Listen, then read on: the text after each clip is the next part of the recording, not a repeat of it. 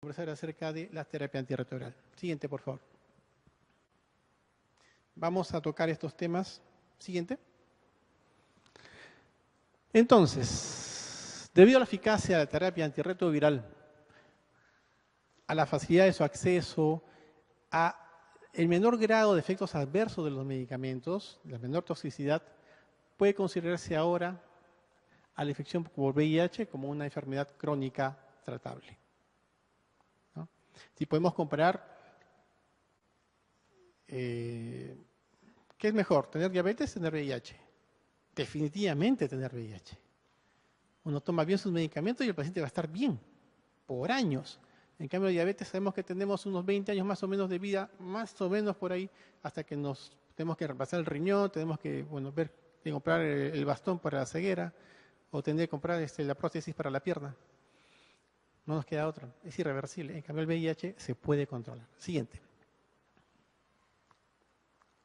Siguiente. Vean, en el extremo izquierdo era la situación como se daba para los años antiguos, por el año 95, 96, cuando recién surgía la terapia antirretroviral, todavía no pues masiva, recién en estudio de investigación. Para entonces, el paciente con VIH, que tenía 20 años, es el ejemplo que se pone ahí, tenía una sobrevida de 8 años. 8 años, ¿no? En el transcurso del advenimiento de la terapia antirretroviral, la eficacia siempre ha estado muy buena, realmente bastante buena. El asunto es la tolerancia, ¿no? El cumplimiento y la toxicidad. Mejorando estas situaciones, poco a poco se ha ido ganando más tiempo de sobrevida y para el año 2010 se habría agregado en una persona que cumplía 20 años y que se diagnosticaba de VIH, 55 años más. Es decir, tenía una sobrevida, una expectativa de vida de 75 años, comparado con la de una persona sin VIH, que era 80 años, para el año 2010. O sea, ¿hay una diferencia de 5 años menos? Sí, pero es bastante de lo que antes era. Siguiente. Ya. Por ahí, miren, este es un trabajo del año 2007, donde ya el optimismo pues, era bastante común. En ese entonces hablar de la terapia antirretroviral. En el tiempo, sin embargo, nos hemos dado cuenta de que no va a llegar la persona con VIH a tener una sobrevida semejante a la de una persona sin VIH, ¿no? Hay algunas situaciones que vive la persona con VIH aún tomando terapia antirretroviral, como es el proceso inflamatorio crónico que tiene. Claro, esto es peor, el proceso inflamatorio, ¿no? Es mayor aún en las personas que no toman, pero aún tomando terapia antirretroviral, esa situación se da, en mínimo, pero se da, y ocasiona a ello un desgaste, ¿no? A nivel de toda la economía. Hay un deterioro cognitivo, hay una progresiva disfunción también, por ejemplo, renal, hepática, cardiovascular, el endotelio vascular, por el efecto de la inflamación, se va deteriorando y por lo tanto la persona con VIH se la considera como una persona que tiene un envejecimiento prematuro. Más todavía en la gente en la cual diagnosticamos VIH tarde. En ellos se considera que tiene entre 5 a 10 años más ese cuerpo, ¿no?, de envejecido. Eso vamos a ver más adelante. Por lo tanto, un poco difícil que vaya el paciente con VIH a tener la misma sobrevida de la persona sin VIH. Quizá sea una persona que yo recién le acabo de diagnosticar y que está pasando una infección aguda, ¿no? Oligosintomática o asintomática. Posiblemente ahí, si empiezo terapia antirretroviral prontito, muy probablemente va a tener una sobrevida semejante. Pero hay algunas posiciones también interesantes que dicen, ¿quién pasa más controles médicos? ¿La persona con VIH o la persona sin VIH? La persona con VIH. Entonces, a ellos se le va a encontrar antes algunas patologías como es las dislipidemias, la hipertensión, un daño renal, o si no, otras circunstancias más que pueden ser médicamente manejadas, cosa que no pasa con la persona que no va habitualmente a un control médico, al cual se le encuentra pues un poco más tarde de lo que debe encontrarse un problema hipertensivo. O sea, la persona con VIH, al tener controles médicos más continuos, acceso más pronto a la salud, podría tener incluso en algunos casos una sobrevida un poquito más que la de persona sin VIH. Siguiente. A ver, ¿cómo estamos con la terapia antirretroviral? Tenemos por ahí un asunto que es no compatible mi información con la computadora. Bueno, era más o menos 10% el año 2006, 32% el año 2013 y 52% el año 2016. ¿De qué porcentaje estoy hablando? De la cantidad de gente en el mundo que está ahorita en terapia antirretroviral teniendo el diagnóstico de infección por VIH, ¿no? Entonces se ha incrementado, como ven ustedes, el acceso a la terapia antirretroviral. Siguiente, es información de ONU-SIDA. Ese incremento progresivo del acceso a la gente a la terapia antirretroviral ha ocasionado una cosa importantísima, una disminución en la mortalidad. Es la causa principal de la reducción en mortalidad, el acceso a la terapia antirretroviral. Siguiente. Vean, esto era el año 85, recién se encontraban los casos VIH, estaba recién en momento de epidemia en África, y vean ustedes cómo en el transcurso de los años que siguen, cómo cae la sobrevida, cae el promedio de edad, el promedio de vida de las personas en África, cómo cae, pero tremendamente. Sobre todo, como ven ustedes, en Sudáfrica, que es el que está en barritas, en una línea roja, ¿no? Pero en general sucede esto en África. Siguiente, por favor. Ahí está. ¿Y cómo suceden las cosas cuando hay ya acceso a la terapia antirretroviral? ¿Cómo se recupera esa sobrevida, ¿no?, de la gente? Y esto hablo de población general, ¿eh? No hablo de gente con VIH, hablo de población general. ¿Cómo se afectó el promedio de vida de las personas en esas poblaciones? Y todo eso mejora con el efecto de la terapia antirretroviral. Siguiente. O sea, hay un beneficio no solamente de la persona, sino también de la comunidad, de la población, cuando uno accede a la terapia antirretroviral. Esto me pareció muy interesante, casi lo saco porque es medio antiguo, pero es muy interesante. Miren, por cada punto porcentual de reducción de la incidencia del VIH, ¿no? O sea, hay un punto de reducción de la incidencia por VIH por cada punto de incremento en la cobertura de tratamiento. O sea, si yo aumento el tratamiento, me cae la incidencia, el número de casos nuevos. O sea, teóricamente, si mi cobertura llegaría a ser al 100%, a toda la gente con VIH, se haría lo que OMS dice. Doy terapias a todos, no hay quien contagie, por lo tanto, el número de casos nuevos se reduciría a la mínima expresión. OMS dice, he hecho una serie de cálculos, si nosotros damos terapia antirretroviral a toda la población, ¿no?, logramos lo que vamos a ver más adelante, el 90-90-90, para el año 2030 la epidemia estaría en involución. Se podría declarar la epidemia controlada y en involución. Siguiente. Esto es el 90-90-90. ¿Qué es lo que dice OMS? Para el año 2020, esa es la meta, el 90% de las personas con VIH deben saber que tienen VIH. O sea, todos los que lo tienen deben estar diagnosticados por lo menos el 90%. De aquellos diagnosticados, el 90% debe estar en terapia antirretroviral. Y de aquellos que están en terapia antirretroviral, el 90% deberían estar indetectables, con cargas virales indetectables, viralmente suprimidos. Eso sería suficiente para involucionar a la epidemia para el año 2030. Siguiente. Y esto es lo que se refiere cuando hay una disminución, o sea, un acceso mayor a la terapia antirretroviral, y para el año 2030 habría menos de 200.000 personas que se infectan para ese año, ¿no?, de infección por VIH. Y eso, si continúa así, la epidemia solita, sin hacer mayor cosa que el exceso de la terapia antirretroviral, podría desaparecer. Siguiente. Mundo real, ¿cómo está para el año 2016 la famosa cascada? Es el 90, 90, 90. ¿Cómo estamos? A nivel mundial, se supone que hay 36 millones de personas con VIH. Realmente, diagnosticadas, hay 25 millones. Están en tratamiento antirretroviral, 19 millones.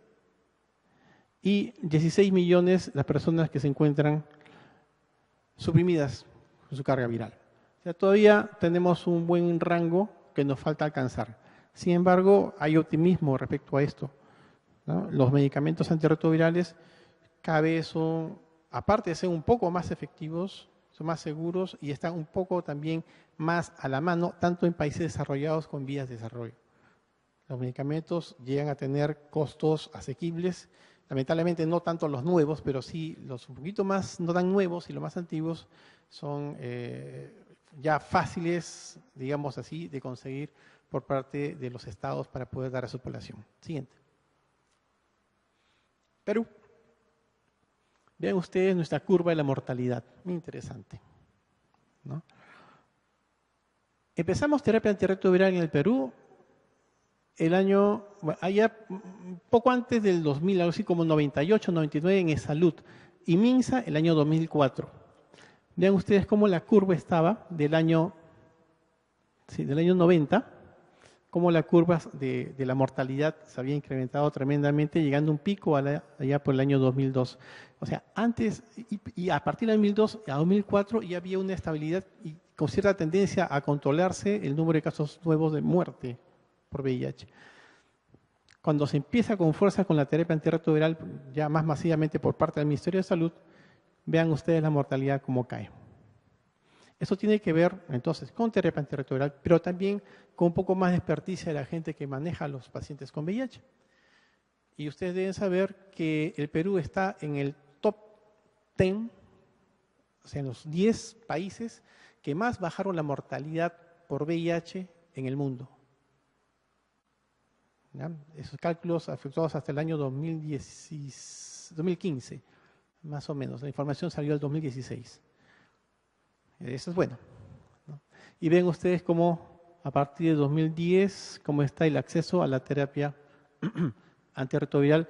Y estamos en este momento, según lo que UNAIDS, la Oficina para el SIDA de la OMS, menciona que en el Perú estamos más o menos en el 54%, 54, 58% más o menos de cobertura para las personas que están diagnosticadas del VIH. Siguiente. ¿Tenemos un puntero? Ya. Miren, esos son en barras rojas los casos de SIDA, ¿ya? Los casos de SIDA en nuestra población. En la curva azul están los casos notificados de VIH, no SIDA, pero como es tan irregular, gracias. Ya. Como es tan irregular, preferimos dejarlo ahí nomás. Vamos refiriéndonos a estos grupos, ¿no? Estos entonces son los casos de SIDA, ¿verdad? ¿Cuánto tiempo pasa desde que una persona adquiere VIH hasta llegar al estadio SIDA en nuestro medio? ¿Cuánto es en los países desarrollados? En Estados Unidos, dependiendo de la población, más o menos el promedio es 9 a 10 años, desde que se diagnostica, desde que se infecta la persona hasta que hace estadio SIDA, que es estadio avanzado, ya inmunosupresión severa. En el Perú es menos tiempo, se calcula entre 5 o 6 años. Entonces estas personas diagnosticadas de SIDA en ese entonces realmente tienen un retraso de información de hace 5 años, ¿no? Porque 5 o 6 años que es cuando se han infectado. El asunto es acá, aquí vemos dos picos en el número de casos reportados de SIDA nuevos. Y no es que hubieran más casos para entonces, sino que en este momento, el año 1997, hubo mayor reporte porque el ministerio pidió que se reportara los casos que estaban perdidos en los hospitales, con la idea de tener más información para poder tomar decisiones más adecuadas. Y para el año, ven ustedes el pico del año 2004-2005, aquí hay pico porque los pacientes se enteraron de que había terapia antirretroviral gratis en el Ministerio de Salud y muchos de ellos que estaban en el ámbito privado u ocultos, ¿no? Sin decir nada acerca de su diagnóstico, aparecieron para ingresar a un tratamiento. Si sacamos entonces estos dos picos, vemos que llegado más o menos el año 97, perdón, sí, 97, 98, 2000, la presentación es más o menos homogénea en los casos de SIDA. No ha habido, es una meseta. Si es así, ahí está un asunto que nos preocupa.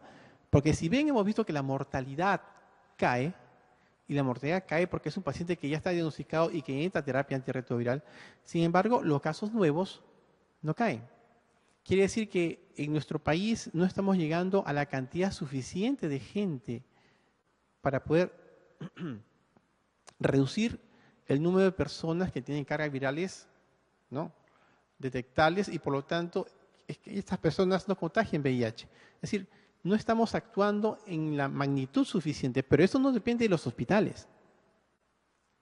¿De quién depende que nuestra población se haga una prueba de ELISA para VIH? ¿De quién depende? ¿Del médico que trata al paciente con VIH? ¿De quién? ¿Quién es el responsable de la salud de la población en el Perú? MINSA. Ahí tenemos un lado flaco. Promoción de la salud no está trabajando muy bien. Deberían, ya ese no es un secreto, todo el mundo lo sabe, en todo sitio se hace, ¿no?, campañas para detección, para hacer la prueba de VIH en toda la población. Aquí debería haber un puesto, de verdad, se puede conversar con la gente del Hospital 2 de Mayo con laboratorio y que pongan un puesto acá para toma de muestras y hacer una prueba rápida. Y diagnosticar a toda ustedes son población de riesgo, son jóvenes, sexualmente activos, que algunos de ustedes no habrán visto en su vida un condón. O sabrá cómo utilizarlos, no lo sé. Pero ustedes deberían ser, pues, deberían hacer la cola para hacer de todito su prueba de ELISA. Y apenas diagnosticado, empezar a tratarse. Recién ahí podríamos estar viendo una disminución en los casos nuevos, tanto de VIH como de SIDA.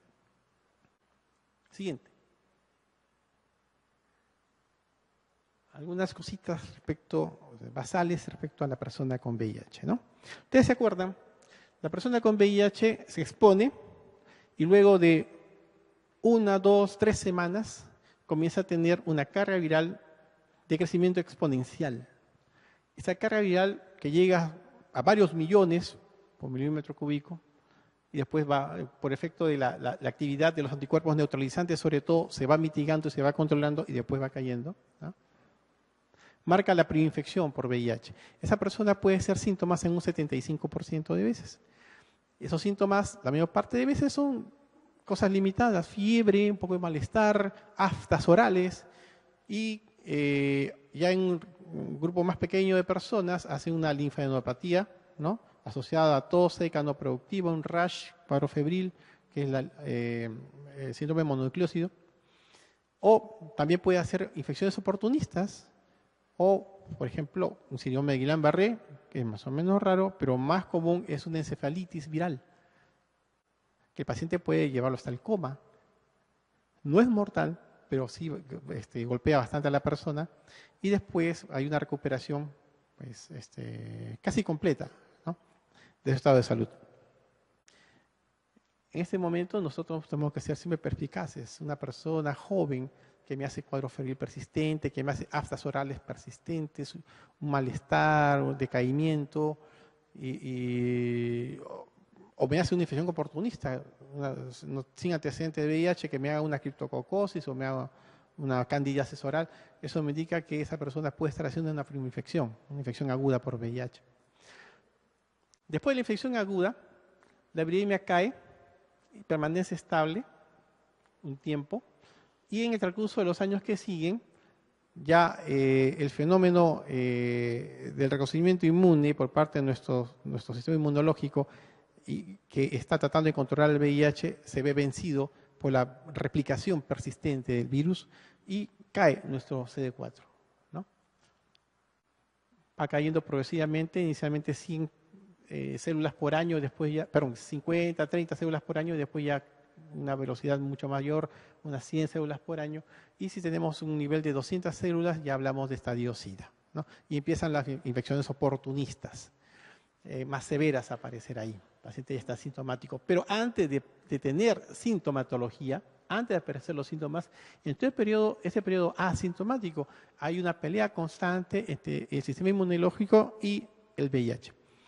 Y en razón a esta pelea hay liberación de mediadores de inflamación que, como ya mencioné previamente, va a ocasionar un deterioro progresivo de la persona con daño endotelial, daño neurológico, daño cardiovascular, daño renal, etcétera, que va a ocasionar que, si bien le vamos a dar terapia antirretroviral a esta persona, pues antes de lo que corresponde, vamos a ver que hace hipertensión. De repente era un paciente que tiene familia diabética. Él tiene 30 años. Su papá hizo diabetes a los 60 años. Su mamá hizo diabetes a los 60 años. O sea, era esperado que haga problemas de glicemia a los 60 años. Y no, a los 45, a los 50 años me está haciendo ya desórdenes de glicemia, ¿no? O sea, vamos a ver en esta persona las situaciones que iba a vivir después, las vamos a ver antes. Tiene un envejecimiento prematuro. Siguiente. Ahí está. Estas son las infecciones oportunistas que definen estadio SIDA. Son 28, ya ustedes posiblemente las conocen, si no la pueden revisar en cualquier sitio. Ahí están. Siguiente. Pero además, pues, como le mencionaba, vamos a ver, por ejemplo, fracturas óseas. Son más prevalentes en la gente con VIH que en la gente sin VIH. Fractura de cadera, por ejemplo, ¿no? Falla renal, más frecuente en la gente con VIH que la gente sin VIH. Diabetes, más frecuente en la gente con VIH. Enfermedad cardiovascular, más frecuente en la gente con VIH. Aquí hipertensión más o menos parecido es. Estamos comparando gente con y sin VIH de la misma edad. Y como vemos, es más prevalente estas patologías que son no son infecciones oportunistas, ¿sí? Sino son comorbilidades que vamos a ver que aparecen más con la edad. Siguiente. Y vemos. A ver, mire, hablando de estas comorbilidades, enfermedad cardiovascular, hipertensión, insuficiencia renal, osteoporosis, diabetes, hipotiroidismo, vean, comparemos el grupo de gente que tiene VIH y el grupo de gente que no tiene VIH. En la gente que no tiene VIH, vamos a ver aquí, este ejemplo. Entre 50 y unos 60 años, el 0.4% de las personas tienen 4 comorbilidades, 2.3% tienen 3 comorbilidades, el 5.8% tienen 2, 22% tienen 1 y 69% no tienen ninguna comorbilidad. Ya está, listo, ¿no? Ese es 51 60 años. ¿Dónde está esto en la gente con VIH? Acá.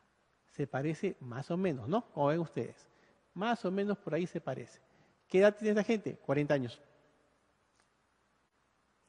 Y el otro, en gente mayor ya, mayor de 60 años, ven ustedes cómo está la distribución de las comorbilidades. Se parece bastante a la que está acá, a la que tiene la gente entre 47 a 50 años. ¿Ven?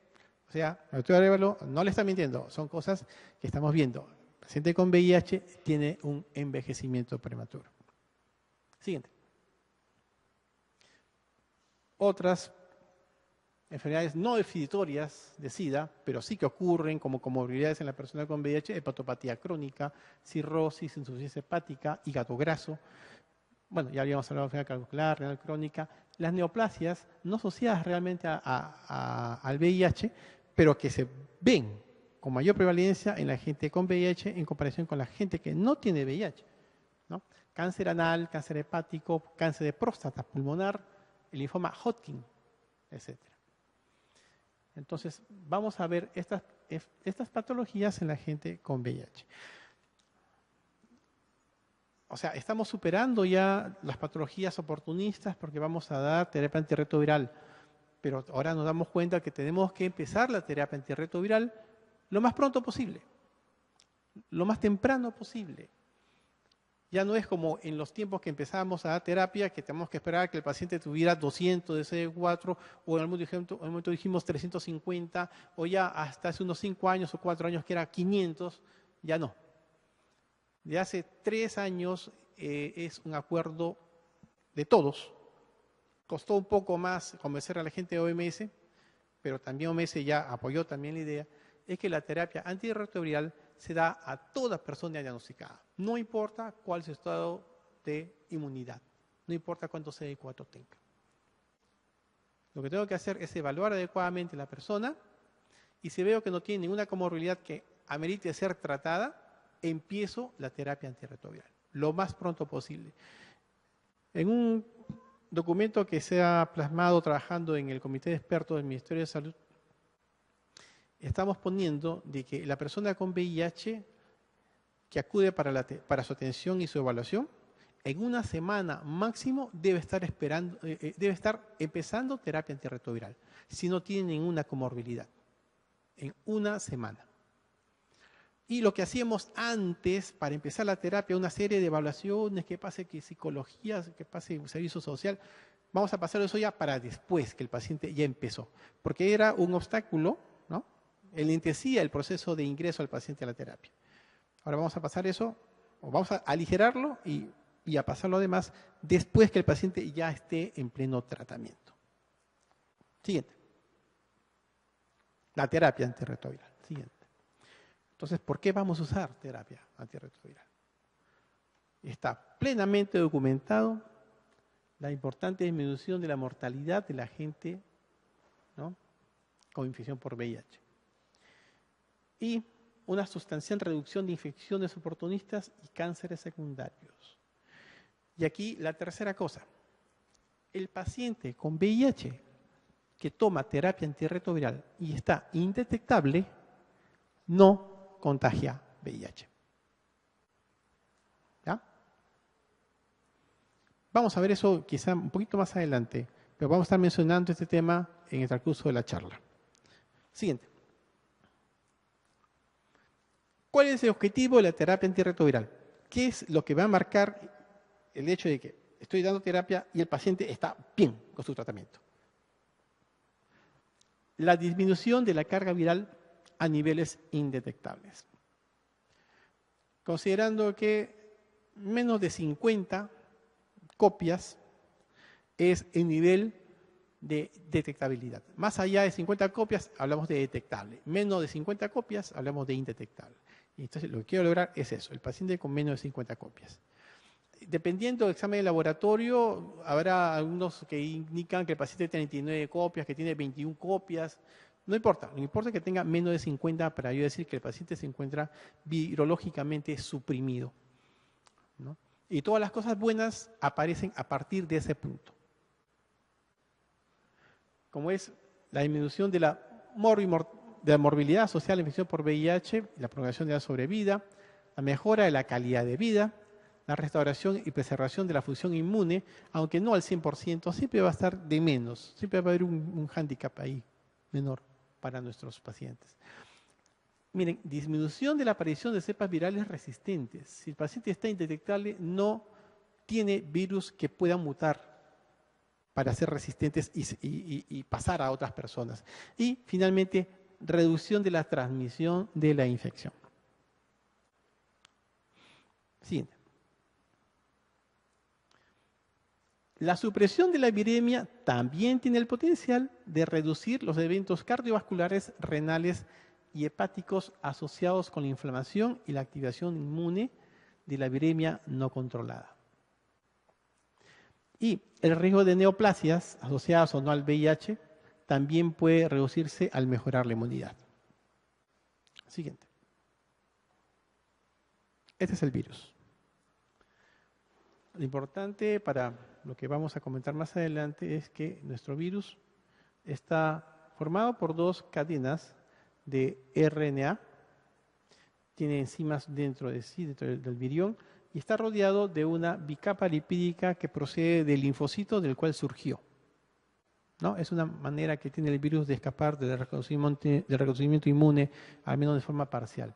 De todas maneras, el virus pone lo suyo dentro de o encima de esta bicapa lipídica, que son las glipoproteínas 120, como si fuera un honguito, ¿no? La 120 y la GP, la GP 120, que es la raíz, y el sombrerito es la GP, no, me estoy confundiendo. La GP41 es la base que sostiene, ¿no?, al sombrerito, y el sombrerito es la GP120. La GP120 es la que va a reconocer al receptor CD4 para poder engancharse al linfocito. Siguiente. Entonces, vemos acá. Este es la GP120 que engancha al CD4 y con eso empieza la cadena de sucesos para el ingreso del virus dentro de la célula, dentro del linfocito TSD4, ¿no? Entonces, una vez que ocurre esta ligación entre CD4 y GP120, va a haber una unión o una reacción entre GP120 y los famosos correceptores. Cuando esto ocurre, hay un mensaje que se lleva a la GP41, y como ven ustedes acá la GP41, que cuando se conectan los correceptores a GP120, GP41 hace esto. Es como un bracito que se contrae y va a jalar la membrana celular y la membrana del virus, de tal manera que los va a unir, los va a fusionar y se va a formar un porito, un poro por el cual el virión va a entrar a la célula, ¿no? Nos acordamos que necesariamente esto sucede en las células humanas que tienen receptores TCD4. Pero, o sea, si no tiene CD4, pues no ingresa el virus. Eso no es tan real para los correceptores. Puede ser que nos falten los correceptores, pero igual el virión puede ingresar. Claro, que ingresa con mucha dificultad, ¿no? Por eso la falta de los correceptores parcial o completa dificulta el ingreso del virus, por lo tanto dificulta la replicación viral, porque el virus se replica dentro de la célula, no puede ingresar, no puede replicarse. Y eso ocurre en algunas personas llamados profesores lentos o controladores de élite, ¿no? Ese grupo de personas puede estar infectadas crónicamente por VIH años, pero resulta que sus cargas virales son bien bajitas y por tiempos tienen cargas virales indetectables como los controladores de élite. El CD4 se mantiene estable. Pero, ¿qué es lo que tiene particular a estas personas? Es que no tienen correceptores o tienen falta completa o parcial de correceptores. Y hay algunas personas que tienen esta particularidad con la falta de correceptores que por más que se expongan al VIH no se van a infectar. No tienen la capacidad de poder ingresar virus al cuerpo, ¿no? Pero eso es una excepción en comparación pues con todo lo demás que sí estamos expuestos al VIH. Siguiente.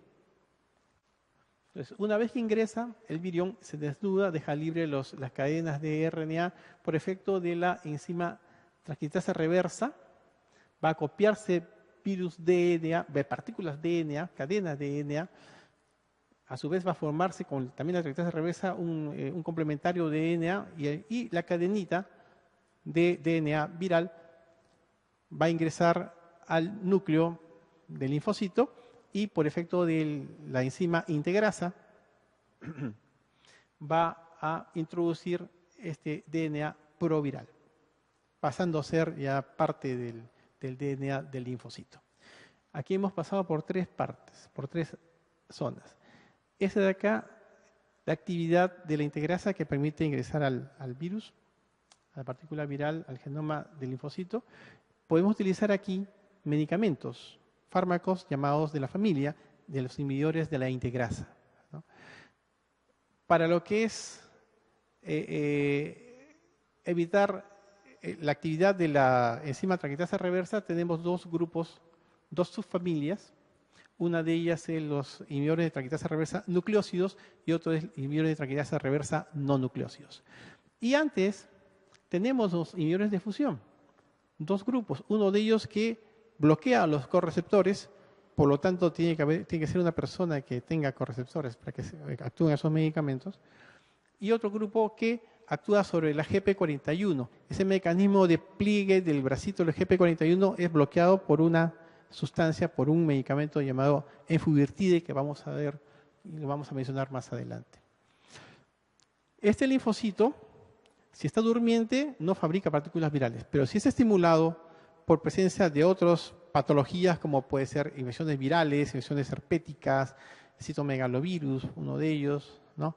TB, hepatitis B, etcétera, diarreas, lo que se exponga a la persona. Entonces va a activar su sistema inmunológico y estos linfocitos también van a ser activados para que comiencen a funcionar, pero lamentablemente el genoma ya está comprometido y lo que va a ocasionar al activarse este virus es la replicación y la formación de más partículas virales.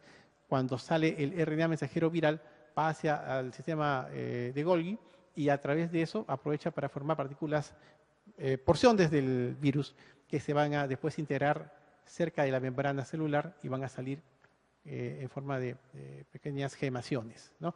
Esto puede ser que ocurra en una velocidad un poco lenta, pero también, y eso es lo más común, que ocurra más rápidamente y esas gemaciones sean masivas y produzcan pues, realmente deterioro de la membrana celular y hagan que esta célula al final muera.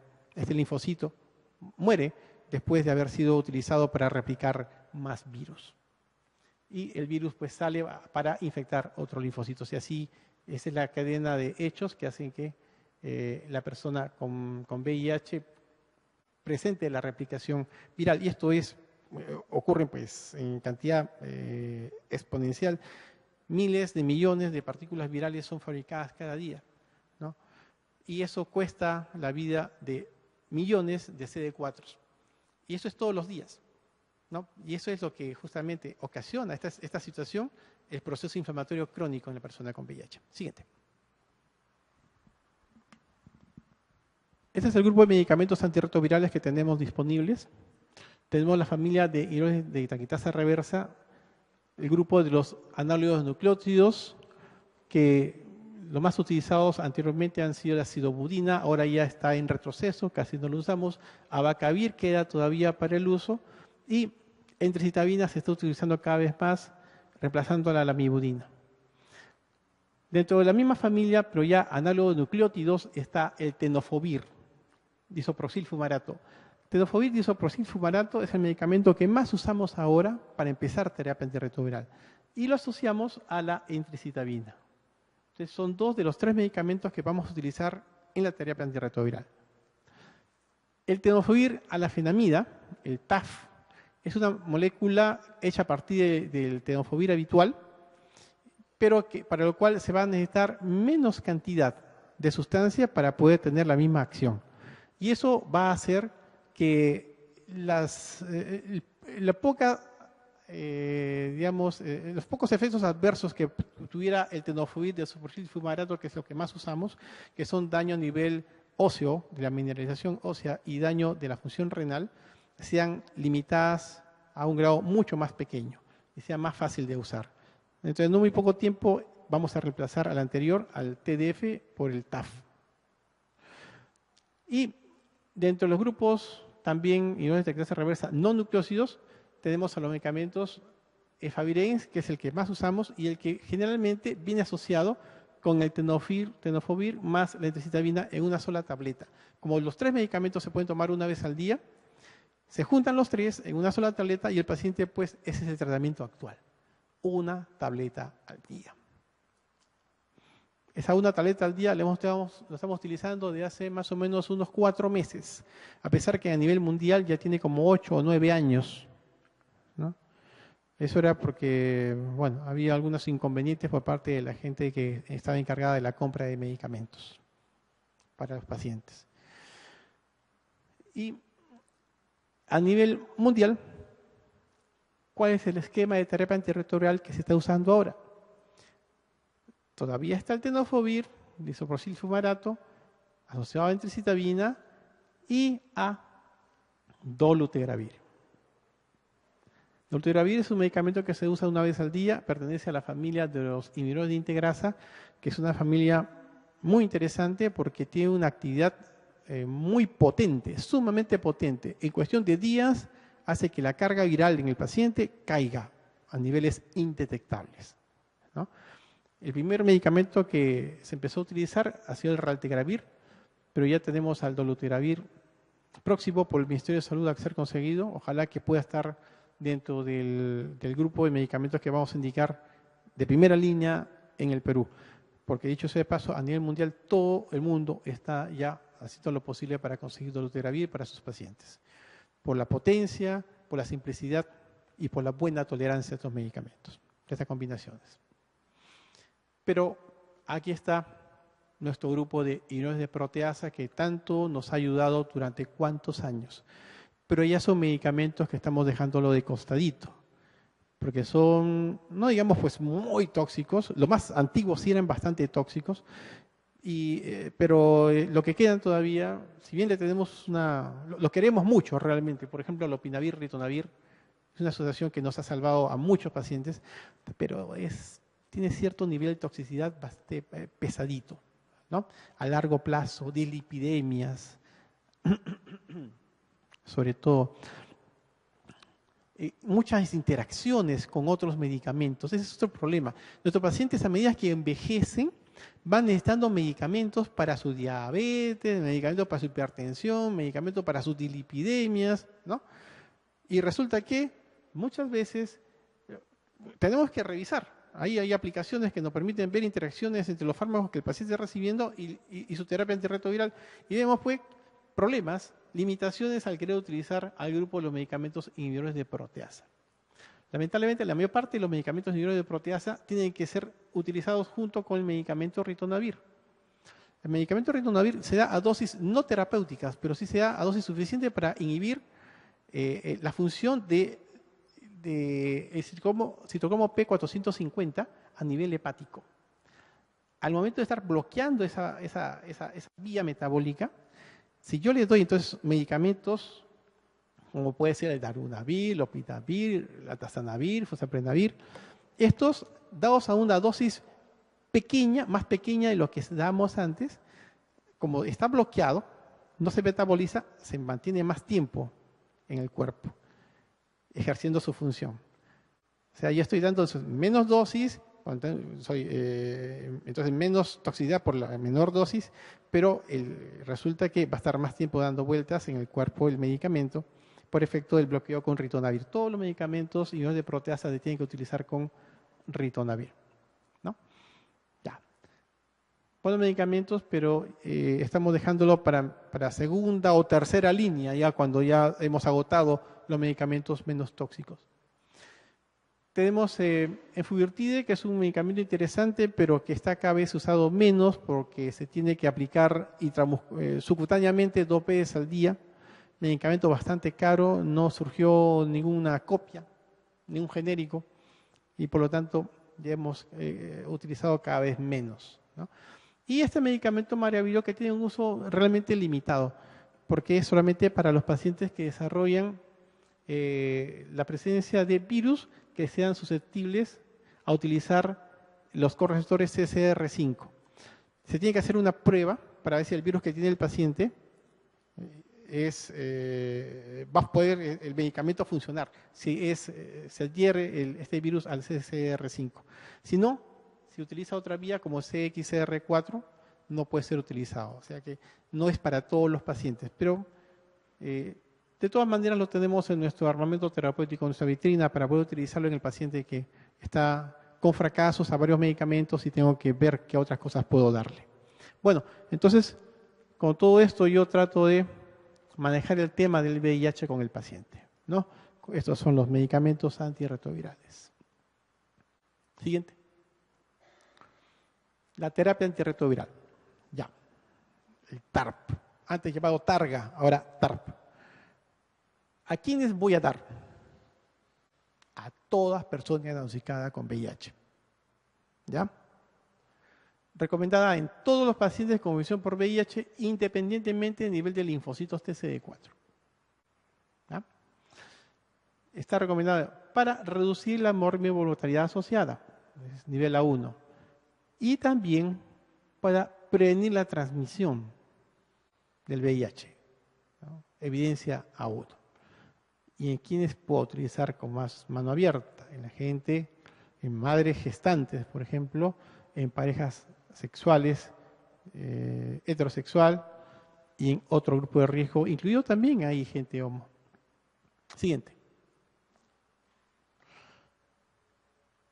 Hasta el mes de noviembre de 2017, OMS pintó en verdecito los países que tienen ya como norma empezar terapia antirretroviral apenas el paciente es diagnosticado. Perú.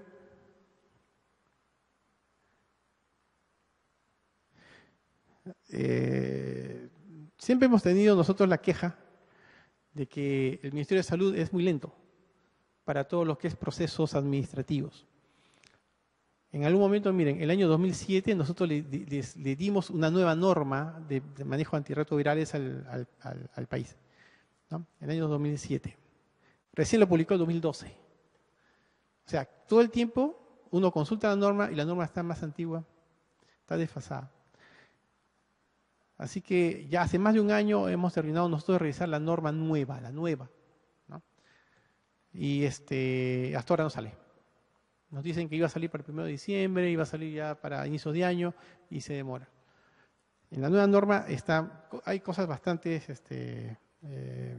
basadas en evidencia, lógicamente, pero ya nos está dando un poco de temor que vamos a tener que utilizar como norma base algo que está ya demorándose en salir y no va a tener pues la agilidad para poder cambiar.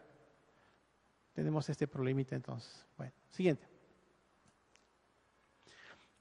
Hay en algunos pacientes que empezar rápido. A ver, un paciente asintomático viene a pasar consulta. Lo evalúo, veo que está completamente sanito, no ha perdido peso, ¿no? Ya tiene su diagnóstico de infección por VIH, le pido su examen de laboratorio, veo que los exámenes están todos buenos, entonces estoy quedando que en una semana ese paciente debe empezar terapia antirretroviral. Perfecto. Pero por ahí de repente, doctor, que no me hice este examen, doctor, no pude venir a la consulta porque tuve no sé qué hacer, ya, bueno, ya. Con paciencia tenemos que empezar, que le convencemos de todas maneras que tiene que darse prisa, pues, ¿no? Pero hay gente a la cual tenemos que empezar ya, lo más pronto posible. Lo más pronto posible. ¿Quiénes? Gestantes. Gestantes. Antes era esperar que pase el primer trimestre, que cuando empiece el segundo recién empezamos, ahora ya no. Apenas diagnosticada la gestante, primera, segunda semana, igualito tenemos que empezar tratamiento ya, ¿no? Los medicamentos han demostrado todos buen perfil de seguridad y no tienen ningún problema con el bebé en formación, ¿no? Por ello habrán ustedes escuchado de repente Favirenz, no olvídense ya Favirenz, ya hasta OMS dice, usen el Favirenz, no hay problema. El paciente que tiene alguna condición relacionada al SIDA, que esté sintomático, paciente con diarrea crónica, ¿no? Paciente que ha perdido peso, pero lógicamente tengo que evaluarlo, porque si encuentro tuberculosis, si encuentro criptococosis, si encuentro toxoplasmosis, si encuentro citomegalovirus, acuérdense de eso, ¿cuándo os he dicho? 4 patologías, ¿no?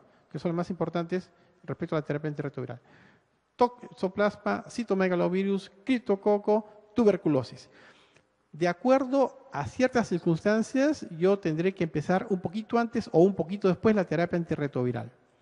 ¿Por qué? Porque puede ocurrir lo que se llama síndrome de reconstitución inmune. Por ejemplo, citomegalovirus. En un paciente que está bajo de peso, que un CD4 que está bajo, lo vio el oftalmólogo de todas maneras. El oftalmólogo me hace una buena evaluación de fondo de ojo y me dice, este paciente tiene el fondo de ojo normal. Ya, entonces, mejorado la cosa del pacientito, empiezo tratamiento antirretroviral.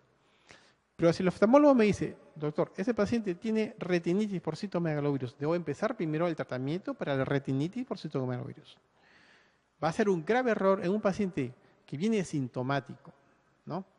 Que yo no le haga fondo de ojo. Porque si yo le empiezo terapia antirretroviral, ¿qué va a suceder? La carga viral va a caer rápidamente. Ese paciente seguramente tiene un CD4 bastante bajito. Entonces, esos CD4 se van a ver liberados de la acción negativa del virus. Y CD4 se incrementa, pero se incrementa de manera no bien organizada. De tal manera que si encuentra una zona donde hay un patógeno, va a tratar de limitar la actividad de este patógeno, va a haber un encuentro ahí, una liberación de mediadores de inflamación, va a haber inflamación, va a haber necrosis incluso en la zona donde está ese patógeno.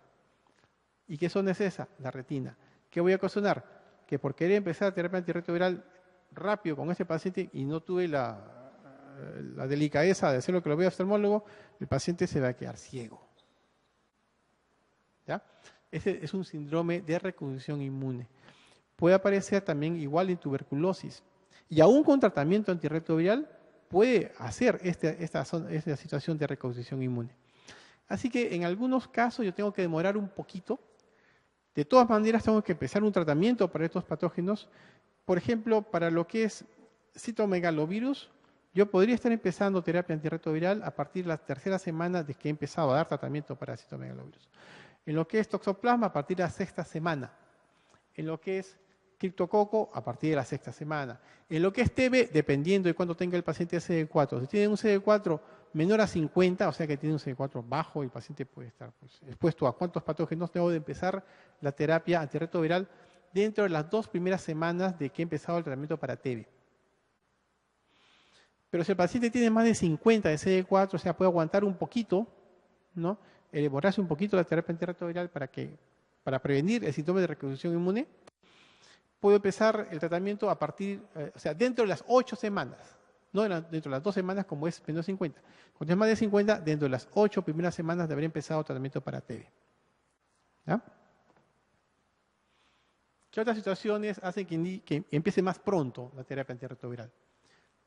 Infecciones oportunistas, bueno, ya lo sabemos, el CD4 bajo, CD4 menos de 200. El paciente con una nefropatía asociada al VIH que no tiene tratamiento. No tiene tratamiento. El único tratamiento es controlar la carga viral. La infección aguda por VIH. Se dice que el paciente con VIH, una vez que ha sido infección aguda, se mete el virus a los santuarios inmunológicos, profundamente dentro del tejido linfoide que está en todo el cuerpo. El sistema nervioso central y varios otros más. Si yo doy terapia antirretroviral, puedo evitar que ese paciente tenga virus en todos sus células, en todos sus linfocitos. Eso puedo evitar. Y tendría una evolución más favorable posteriormente. Es un postulado teórico, pero el cual de todas maneras la gente dice, sí, tenemos que hacer eso. Tenemos que empezar terapia antirretroviral temprano en la persona que está haciendo infección aguda. Con infecciones como hepatitis B y hepatitis C, gente con carga viral elevada, más de 100.000 copias por mililitro, y la gente que tiene un CD4 que cae rápidamente, ¿no? Si está con una caída de más de 100 células por año, debo empezar terapia antirretroviral lo más pronto posible. Siguiente. Ya habíamos mencionado los medicamentos que utilizamos en el Perú. Generalmente lo que usamos son tenofovir entricitabina más el efavirenz, ¿sí? Pero se puede utilizar cualquiera de estas otras combinaciones, porque dependiendo de un paciente nefrópata, por ejemplo, no puedo darle tenofovir, porque puede fastidiarle un poco más el riñoncito. Un paciente mayor, adulto mayor, no puedo utilizar abacavir porque este tiene cierta relación con un mayor índice de aparición de infartos miocárdicos. Abacavir no doy otros medicamentos. Sidobudina, trato de no dar, sino porque, bueno, no me queda otra cosa, ¿no? Trato de no utilizar. Pero un paciente nefrópata, por ejemplo, viejito, ya, bueno, caballero, le tengo que dar sidobudina, no puedo darle otra cosa. O sea, voy escogiendo aquí lo que se llama el backbone, o sea, la columna vertebral de la terapia antirretroviral, que es con los nucleósidos, y lo complemento ya sea con efavirenz, ya no nevirapina, ya acaso no usamos nevirapina, es otro medicamento antiguo que ya estamos dejándolo. Esta es la guía 2014, así que por eso aparecen esos ahí. Y si es que no puedo utilizar efavirenz, debería utilizar lopinavir, ritonavir, atazanavir, ritonavir, ¿no? Dentro de los medicamentos inhibidores de proteasa. Como ven ustedes, no está incluido en esta indicación de manejo de pacientes que recién empiezan terapia antirretroviral los medicamentos inhibidores de integrasa. Pero eso sí, esto va a cambiar en la guía nueva y la evaluación de integrasa va a aparecer esto en primer lugar, de ser posible en primer lugar, tendado fuente de citadina más dolutegravir. Siguiente. Lo que tengo que hacer antes de empezar la terapia antirretroviral, una buena evaluación del paciente, historia clínica, examen físico completos, su examen de laboratorio, su hemograma, bioquímica renal, bioquímica hepática, su examen de esputo, estamos en el Perú.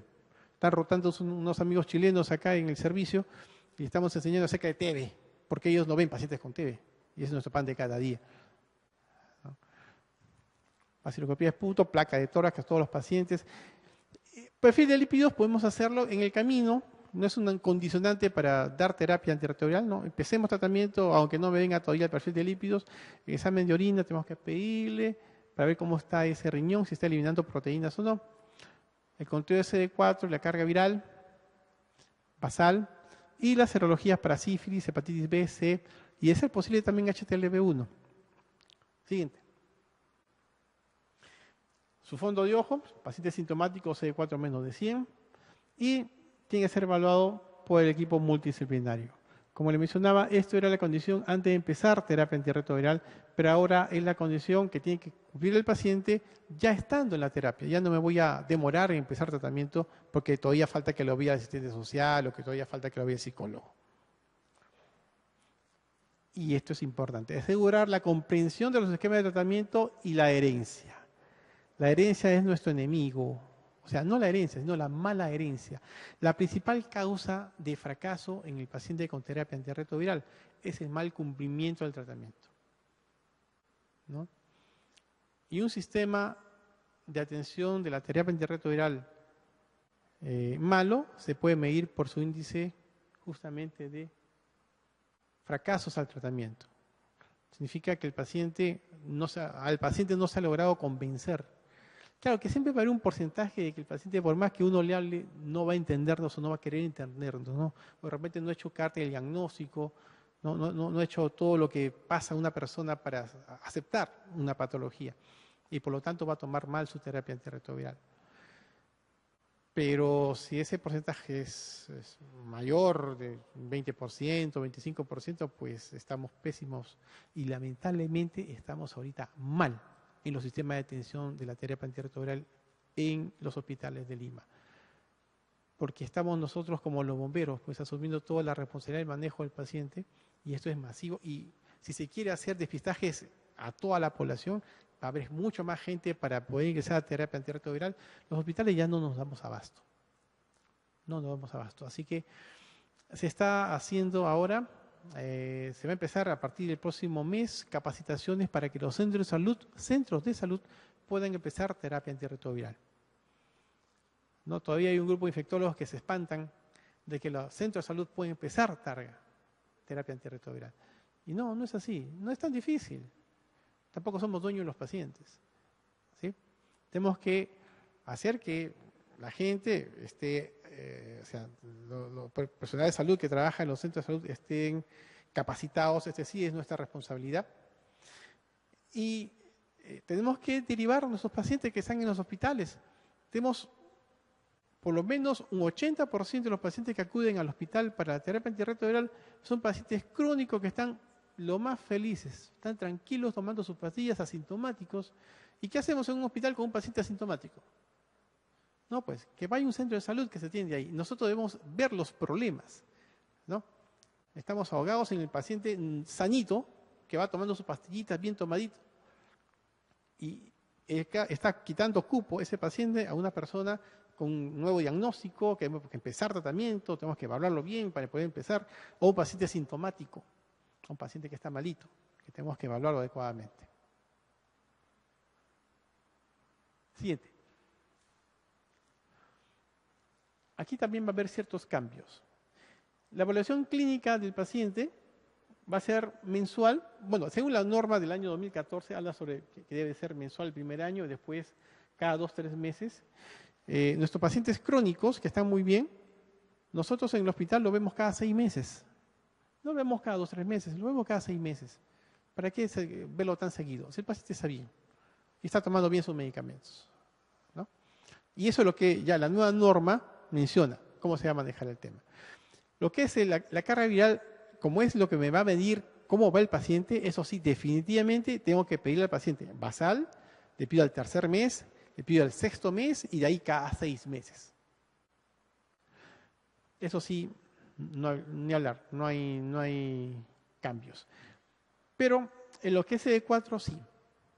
Si un paciente está con un CD4 mayor a 350 y una carga viral indetectable, yo no tengo por qué hacerle CD4. Incluso en algunas publicaciones, algunas guías internacionales, hablan de que ya no tengo que hacerle CD4.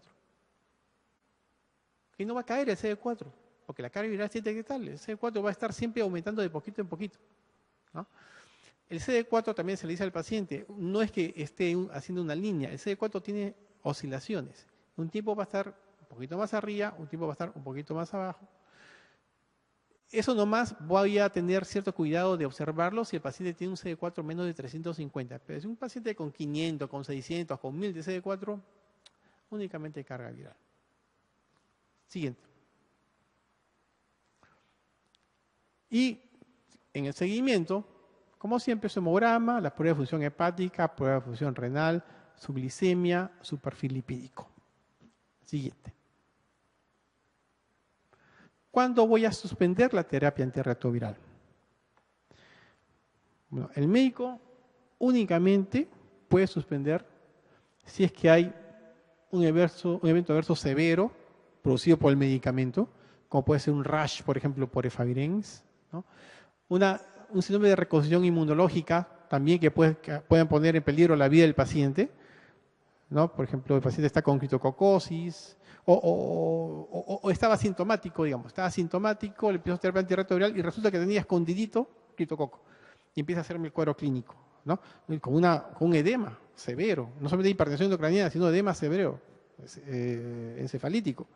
Así que ahí ni hablar. Ahí tengo que parar la terapia antirretroviral. Y por en algunos casos de intolerancia, ¿no?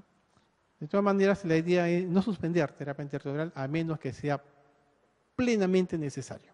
Siguiente.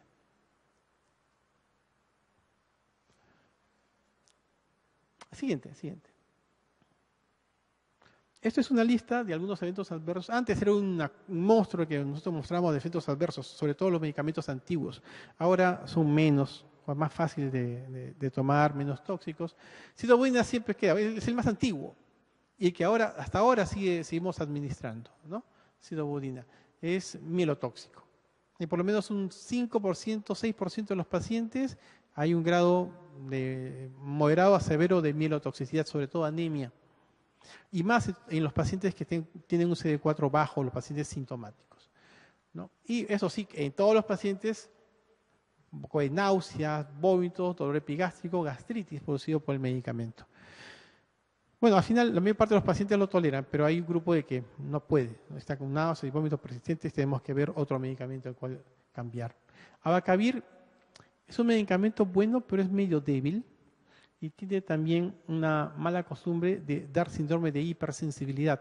En algunos pacientes puede ocasionar rash, fiebre, malestar, decaimiento, dificultad respiratoria si uno sigue dándole el medicamento, ¿no? Fiebre. Si eso sucede, acuérdense ustedes, porque todavía hay Abacavir que el paciente recibe, y ustedes van a ver muchos pacientes que están tomando Abacavir y de repente recién acaba de empezar a tomar Abacavir. Si eso sucede, al paciente hay que suspenderle el Abacavir, porque puede seguir empeorando el paciente, ¿no? Pero si uno ha suspendido por estos eventos adversos Abacavir a un paciente, nunca más en su vida debe volver a tomar Abacavir. Porque la siguiente vez que tome Abacavir con la primera dosis puede ocurrir eventos muy severos, incluso el paciente se puede morir. Ya, así es el asunto con Abacavir. Tenofovir, el más noble de los medicamentos, uno de los más nobles. Pero tiene de todas maneras algunas cositas. En un grupo de pacientes produce daño renal, acidosis tubular y el síndrome de Fanconi, ¿no? Y el paciente pierde proteínas. Por eso hay que hacer un seguimiento en un paciente que está tomando tenofovir para ver si está produciéndose algún tipo de esos problemas. Pero no es un asunto común, es bastante raro de ver. Lo que sí, en buena parte de los pacientes que toman tenofovir vemos una disminución en la mineralización ósea. Así que por eso es que el TAF, la nueva formulación de tenofovir, está a la vuelta de la esquina y estamos esperando que aparezca para que cuando se le dé la nefropatía, esas alteraciones óseas producidas por el antiguo tenofovir, nos olvidamos. Efavirenz, como mencionaba, es un medicamento más utilizado de los no nucleócidos, pero también puede dar síndrome de hipersensibilidad, puede dar rash, y está asociado a alteraciones neuropsiquiátricas. Un paciente que viene ya con una patología psiquiátrica lo puede descompensar, ¿no? Así que Efavirenz, tenemos cuidado de dar de todas maneras en una persona que tiene abuso de drogas o que tiene antecedentes de alteraciones psiquiátricas. No lo damos. Nevirapina ya casi no damos a los pacientes, daba rash, daba hepatopatía, ¿no? Lopinavir, ritonavir es un medicamento antiguo, como digo, todavía lo queremos bastante porque nos ha ayudado mucho en los pacientes que tomaban medicamentos como segunda línea. Hay una segunda línea de tratamiento muy buena que es la asociación raltegravir con lopinavir, ritonavir, ¿no? Así que todavía tenemos para utilizar tiempo lopinavir, ritonavir, pero sabemos que es tóxico. Intentamos, bueno, de todas maneras, en algún momento, tratar de cambiar a otras formulaciones, ¿no? Pero bueno, puede dar diarrea en los primeros días que el paciente toma, después se controla solo, pero sí puede dar alteraciones a nivel de lípidos. Y atazanavir, ritonavir es un medicamento que se da una vez al día, eso es lo bueno. El problema es que la mayor parte de ellos, los pacientes, aquí en el Perú, nuestra raza, hace que el paciente haga ictericia y ande el paciente amarillito, ¿no? Visto que por lo menos el 10% permanece con una ictericia clínicamente detectable. Y eso no es simpático para muchos pacientes, ¿no? Tenemos que rotar a otros medicamentos y que eso ocurre en los pacientes. Siguiente. Ese es un paciente, uno de los primeros pacientes que hizo rash por nevirapina. ¿Ven? Un eritema macular más que papular y que nos obliga a cambiar el medicamento, suspender por lo menos durante 1 o 2 meses y de ahí reiniciar una terapia antirretroviral. Puede estar asociada también a hepatopatía. Siguiente. Rash por nevirapina o por efavirenz. Esto es lo que antes nosotros enseñábamos. Lo he dejado acá como para que ustedes tengan alguna información. Todo lo que ocasionaba los medicamentos antirretrovirales, pero ahora pues ya esto no es tanto, ya no es tanto así. Dianosina, por ejemplo, ya no utilizamos, por lo tanto, esas pancreatitis o esas hepatitis producidas por dianosina, o esas neuropatías por dianosina, ya no la vemos, ¿no? Siguiente. La señora no es que tuviera varices, pero al reducir la cantidad de grasa a nivel distal, las venitas son más observables, ¿no? Eso se llama la lipoatrofia, que sobre todo se veía en brazos, en piernas y en rostro. Y eso marcaba mucho. La gente que sabía decía, este está tomando terapia antirretroviral, este tiene VIH. ¿Por qué? Porque está haciendo lipoatrofia, ¿no? Eso se veía con estabudina, un medicamento que ya no usamos, un medicamento que era un fármaco muy bueno para controlar VIH, pero bastante tóxico, el más tóxico de todos los medicamentos, ¿no? Ya no usamos. Se veía también con dianosina y todavía se sigue viendo un poco con sidobudina. Por eso es que también estamos dejando de lado sidobudina, utilizamos más tenofovir, que no está asociado a estos cambios en la distribución de grasa del cuerpo. Siguiente. Bueno, esos ya mencioné, acerca del síndrome de reacción inmune, deterioro paradójico en el estado clínico del paciente atribuido a la recuperación del sistema inmune durante la terapia antirretroviral. Siguiente. La incidencia, se habla que hasta un 25% de los pacientes con terapia antirretroviral tienen algún grado de reconstrucción inmune clínica. Mayor incidencia de pacientes que inician terapia antirretroviral con CD4 bajos. Claro, la inmunidad estaba más baja al momento de aumentar, es que empieza, ¿no? Y patologías implicadas con mayor frecuencia en la aparición de iris, TB, citomegalovirus, herpes, criptococo, virus JC, neumocistis, hepatitis B y C. Siguiente. Siguiente. Siguiente.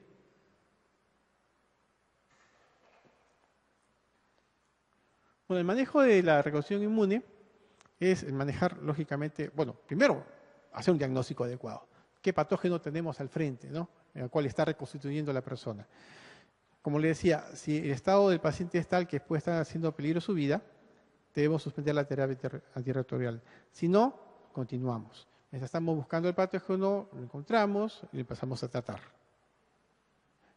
Y aquí tenemos la opción interesante y muy buena del uso de corticoides, corticosteroides por vía endovenosa, ¿no?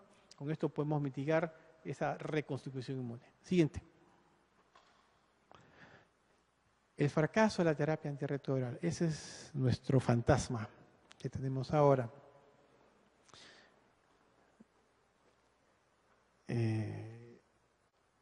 La terapia antirretroviral no perdona. Al paciente le decimos, mira, estás tomando tu pastilla una vez al día, vas a tomar en la noche sin alimentos a la misma hora. Rango de 10 minutos antes o 10 minutos después, pero siempre a la misma hora. El ser humano es muy complejo. Hay muchas cosas que pueden acontecer y que pueden ser justificadas para esa persona de no haber tomado su medicamento, ¿no? Y la terapia antirretroviral no perdona. Si el paciente toma mal los medicamentos, fracasa. Y miren, es un tratamiento de por vida. Así que el paciente tiene que tomar siempre bien su medicamento. Y ese es el trabajo que tiene que hacer pues el grupo multidisciplinario, equipo multidisciplinario también llamado así, constituido por el médico, por la enfermera, por el psicólogo, la entidad social, el consejero de pares. Tenemos trabajando con nosotros a pacientes, ¿no? Por ejemplo, en el 2 de mayo tenemos nosotros al paciente número 1 que ingresó a Targa. Es un paciente que lo veíamos pues de años y que ha sido capacitado como consejero. Entonces, él hace consejería de pares. Nos ayuda bastante para convencer a las personas a que tomen bien sus medicamentos. Esa estrategia nos ha parecido siempre muy interesante. Esa es la estrategia de consejería de pares. La otra estrategia es el agente de soporte, es decir, alguien en la familia, sobre todo un paciente sintomático que está delicadito, enfermito, alguien en la familia tiene que ayudarlo. Ya sea un familiar, ya sea un amigo, su pareja, tienen que ayudarlo a tomar bien sus medicamentos. Durante el tiempo que está mal, una vez que ya supera el problema, que ya se está mejor, para la diarrea, mejora la tuberculosis, ya el paciente solito puede andar pues a sus pasos hacia la recuperación y incluido ahí el uso de la terapia adecuada, el tratamiento antirretroviral adecuado. Se define fracaso virológico si es que no se encuentra una carga viral controlada o suprimida, menos de 40 copias, a los 6 meses de iniciado el tratamiento antirretroviral, ¿no? Resulta que hay gente, ahorita, que uno le da tratamiento, a los 3 meses la carga viral está alta. Uno dice, bueno, esperemos al 6º mes. En el 6º mes la carga viral sigue alta. Ese paciente muy probablemente ha adquirido virus resistente ya de su pareja o de la persona con cual tuvo sexo, ¿no? Cuando esto ocurre, si es más del 10% de pacientes que hacen esto, de todos los pacientes que ingresan a terapia antirretroviral, pues ya estamos hablando que el tema está mal, que en la población tenemos circulación de virus resistentes y que ameritaría, como se hace en otros países, pues todos países desarrollados o que tienen ya la endemia más tiempo, de hacer pruebas de genotipificación, o sea, verificar si el virus que tiene el paciente es resistente o no a los medicamentos que se usan de primera línea, ¿no? Tenemos varios casos, no llega todavía clínicamente o virológicamente al 10%, pero ya estamos cerca en los pacientes que manejamos nuevos acá en la terapia antirretroviral del Hospital 2 de Mayo. Hay un estudio del doctor Jaime Soria del servicio que indica que el 8%, del 8 al 12% de los pacientes con VIH nuevos del Hospital 2 de Mayo ya tienen genes de resistencia para los medicamentos no nucleósidos, o sea, para el Favirenz que vamos a utilizar. ¿Ya? Y el INS, Instituto Nacional de Salud, acaba de terminar hace un año un estudio más amplio para ver también lo mismo. Y todavía no salen las conclusiones, pero parece ser que va a apuntar hacia más o menos parecido el resultado. Y si estamos hablando que hay un 10% de los pacientes ya tienen codificación de genes de resistencia para el VIH, en los pacientes nuevos que empezar terapia antirretroviral, ya tenemos que meter la mano más al bolsillo y sacar más plata para hacer genotipificación a todos los pacientes nuevos que van a empezar. Eso está normado por el OMS. Indica OMS, si el 10% de la gente tiene codón de resistencia a no nucleócidos, hay que hacer a todos geno. Bueno. Un paciente viene con una carga viral detectable. ¿Qué es lo que hago yo? Le digo, señor, ¿está tomando bien la pastilla? O de acuerdo a como vea las particularidades del paciente, no le hago la pregunta, sino le hago una aseveración. Le digo, mira, está tomando mal los medicamentos. Eso ya de sexto mes en adelante, ¿no? Antes del sexto mes puede estar la carga viral detectable, pero más allá ya tiene que estar indetectable. Si no es un paciente que tiene infección, digamos, por VIH y que tenga resistencia transmitida y que ha estado con cargas virales indetectables, y me viene una carga viral elevada, digamos, 20.000, 30.000, 100.000 copias, yo le digo, aquí está el resultado. Y ese resultado me dice que usted no ha estado tomando bien sus medicamentos, ¿no? La mayor parte de las veces los pacientes, cuando se le hace así la aseveración, dicen, sí, doctor, no he estado tomando bien. Porque si uno pregunta, ¿ha estado tomando bien la pastilla? Ellos van a decir, sí, se está tomando bien la pastilla. No, son cosas ya de manejo por años que uno hace en los pacientes, que va viendo la forma de poder tomar la información y saber con la información qué es lo que vamos a hacer. Nosotros le decimos al paciente, de lo que tú me digas depende tu vida. Si tú me das mala información, yo te voy a dar un mal manejo. Si me das buena información, yo te doy un buen manejo. Yo no puedo adivinar qué es lo que pasa por ti. Yo tengo que saber las cosas que te pasan por lo que tú me digas, ¿no? Bueno, en ese asunto estamos pues siempre, todo el día a día, en la consulta, para ver qué está pasando con esos pacientes que están con cargas virales detectables. Definimos fracaso cuando ya tenemos 2 cargas virales tomadas y que ambas están detectables. En un paciente que está tomando bien sus medicamentos. Un paciente no estuvo tomando bien, carga viral detectable. Perfecto. Le digo, te voy a tomar una nueva carga viral. En 2 meses vas a tomar bien tu pastilla. Y si esa carga viral sigue detectable, ya fue. El esquema ya no funciona. Si sucede eso y viene la carga viral detectable, entonces ya tengo 2 cargas virales detectables, definición de fracaso.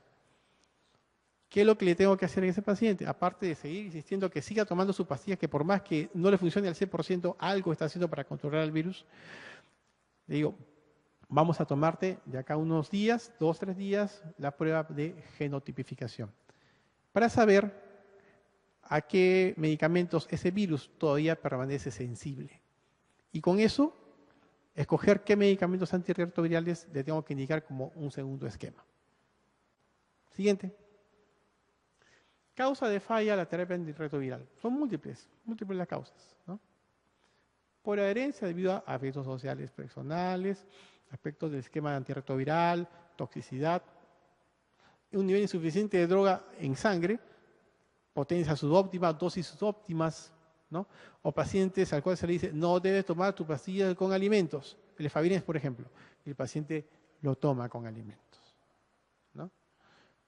Dosis incorrecta que el paciente haya tomado, genética del paciente, situaciones propias de él, por absorción, un paciente que tiene pocas proteínas, un paciente que toma otros medicamentos, interacciones con los medicamentos también, rápido clearance debido a ello, pobre activación también debido a ello, interacciones entre drogas, todo eso ocasiona insuficiencia de nivel de droga, una replicación viral en presencia de la droga y la aparición de los virus resistentes.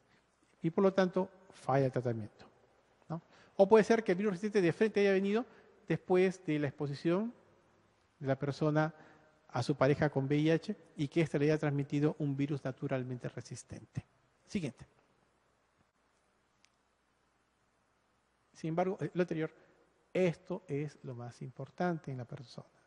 Porque todo este asunto de acá intentamos nosotros manejarlo, ¿no? Desde el punto de vista médico. Pero eso acá ya depende del paciente. Mucho depende del paciente. Sobre todo, aspectos sociales y personales que impiden que tomen bien sus medicamentos. Siguiente. La causa principal del fracaso virológico, en nuestro medio al menos, es mala herencia. Siguiente. Una mala herencia ocasiona que haya carga viral detectable. Una carga viral detectable permanentemente hace que surjan, debido a la presión incompleta de los medicamentos, surjan virus con mutaciones de resistencia. En el tiempo, estos virus con mutaciones de resistencia se van a adueñar de toda la plaza y van a ganarle los medicamentos, lógicamente, y van a aumentar la carga viral. Entonces, la aparición de la resistencia y la carga viral persistentemente elevada ya es una falla virológica. Siguiente. La falla virológica ocasiona, como es de esperar, una disminución progresiva de los CD4 nuevamente, deterioro inmunológico, y esto ocasiona el deterioro clínico. Como ven ustedes, no estamos poniendo acá falla inmunológica o falla clínica, porque realmente eso no existe. Todo es secundario a una inicial falla virológica. Si manejamos esto, lo demás solito se arregla. Siguiente. Predictores de mala herencia, el paciente que va a cumplir mal.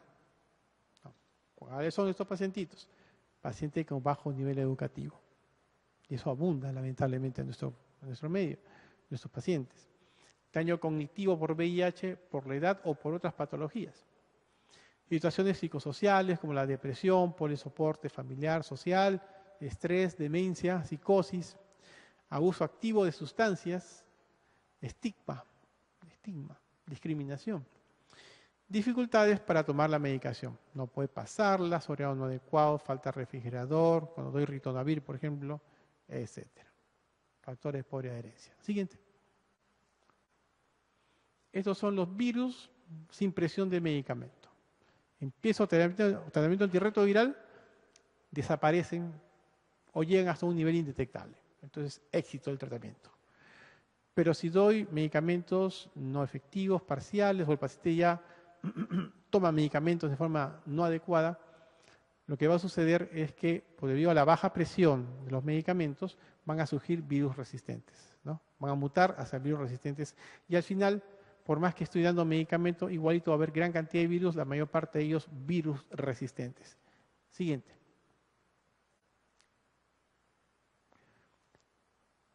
Estos virus resistentes, pacientes con fracaso virológico, si yo dejo de darle medicamento antirretroviral, lo que va a suceder es que como los virus sensibles son los que se replican más rápidamente, en el tiempo ven ustedes, lo que van a dominar los virus circulantes son los virus sensibles. Sin embargo, siempre van a existir los virus resistentes escondiditos. Y cuando yo nuevamente le empiece a dar el mismo esquema de tratamiento que le di antes y que dejé de darles o que el paciente abandonó, si le doy el mismo esquema de tratamiento, estos virus nuevamente van a hacer el camino inverso, y van a aumentar.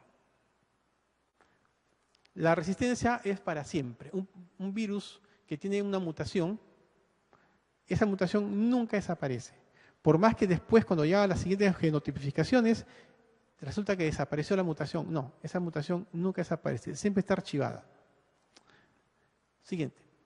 Por eso es tan importante en la evolución de un paciente con VIH y que está haciendo fracaso virológico, saber qué ha tomado, saber cuáles han sido sus cargas virales, sus CD4 en el transcurso del tiempo que ha tomado y sus genotipificaciones. Porque yo le hago una última genotipificación y resulta que en el seguro tenía otra hecha hace un tiempo y que tenía tales mutaciones que ahorita no las veo. Esas mutaciones que no las veo van a aparecer después. Y al final lo que yo hago es, si tengo una genotipificación de acá y una genotipificación de aquí, tengo que sumar todas para saber qué tipo de virus es el que tengo y qué medicamento puedo utilizar. Resistencia pretratamiento a antirretrovirales no nucleócidos. Miren ustedes cómo estamos en Nicaragua. Casi el 20% de la población sin terapia antirretroviral ya tiene resistencia, ¿no? Es población, es nueva. Para seguir viendo acerca del barrio, Guatemala va por ahí, casi el 15%. ¿No? Argentina en el 11 o 12%. México está un poquito por debajo, tiene el 9%.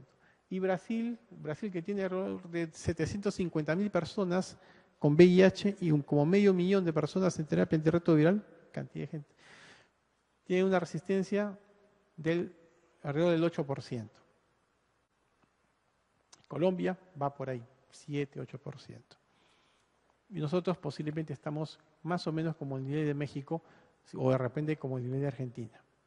Por ahí vamos. Siguiente. Ya, entonces, ¿qué se hace cuando el paciente tiene fracaso o definimos que tiene el paciente un fracaso? Como dijimos, se tiene que ofrecer por lo menos dos antirretrovirales de familias diferentes y plenamente activos, ¿no? De acuerdo a los resultados de la genotipificación que voy a hacer. Entonces, después de utilizar el primer esquema, tengo disponibles para un segundo esquema darunavir, altegravir, etravirina, maraviroc, lopinavir, ritonavir también, ¿no? Para confeccionar un nuevo esquema de tratamiento. Y también próximamente dolutegravir. Siguiente. Esas son las pruebas que yo utilizo para determinar la resistencia a los medicamentos, las pruebas de genotipo y las pruebas de fenotipo.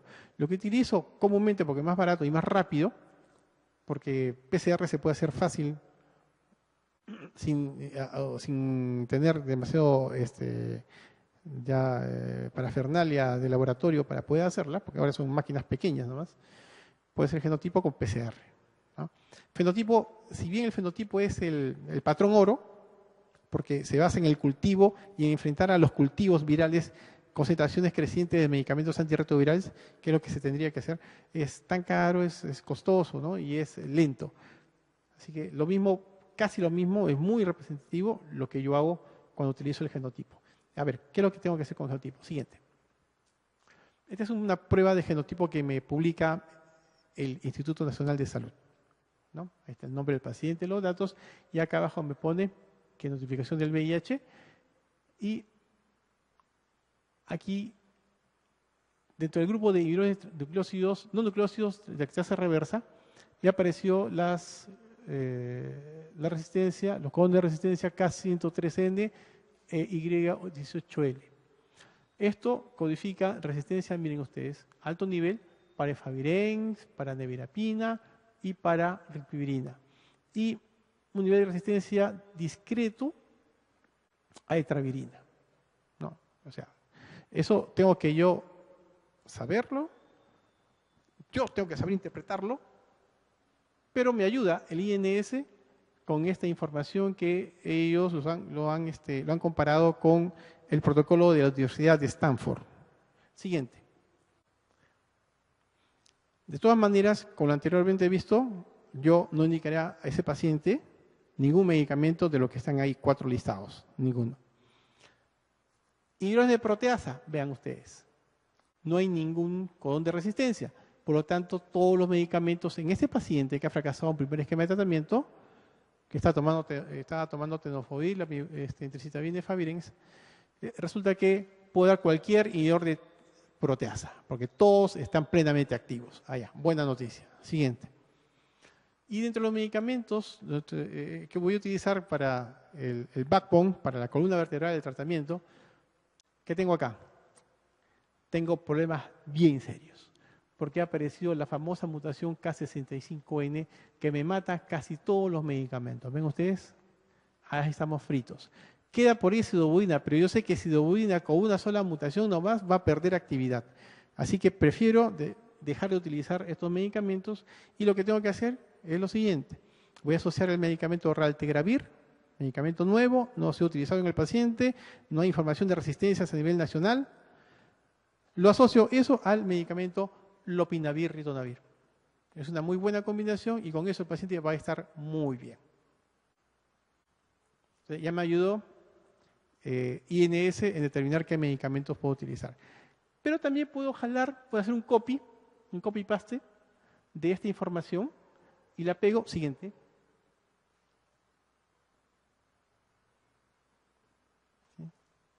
A la página web de la Universidad de Stanford.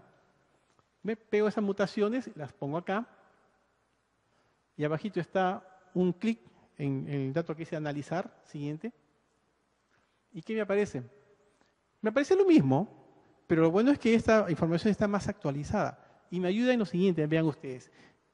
Este es el score para la no actividad de medicamentos antirretrovirales y me marca 0, es decir, está plenamente activo, y aquí lo veo ya en número, atazanavir, darunavir, lopinavir, ritonavir, perfecto.